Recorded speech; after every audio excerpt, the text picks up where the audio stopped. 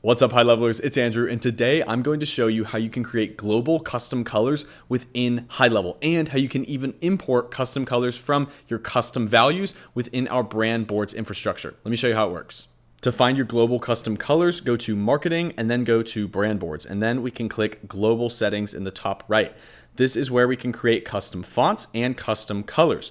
Now, custom colors we can navigate to by clicking add, and then we can either add new or import. Now, a lot of us already have custom colors set up within custom values because we want to use them in multiple places in our sub account. So if you have, you can click import, and then it will automatically pick up values that you have in your custom values if you already have this set up, and then you can simply click import. So if you're using the entire custom values process as of now, you can now import them into the global custom colors instead of using custom values, just like that. And then of course we can obviously create new colors by clicking add at the top right and then clicking add new.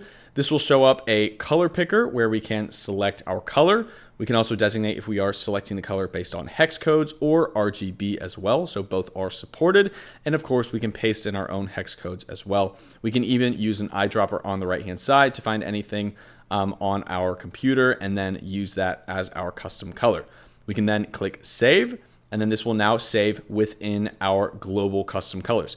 We can even change the titles of these by clicking edit and then change the title here or whenever we are creating them. So this allows us to use these colors similarly to the other colors that we have found within our brand boards as global custom colors. If we have lots of custom colors, then we can select how many rows per page we're going to see, as well as which page we are on. We can also filter these to see them in a grid view or in a list view. And from either of these views, we can copy the actual color as a custom value here, or edit it or delete it as well. Now, these are great because we can use them in a couple of different spots in our sub accounts. For example, here we are in a funnel. We can go ahead and use this color for things like, let's say, the background of this section. We can go ahead and see it under color. By selecting background color, we can then see our global custom colors here. We can select it right from here. And if the colors ever change, then it will be automatically updated across our funnels and in any of the places where this color is being used. This is great because you can manage your colors from one place and then have them update across funnels, across webinars, across templates.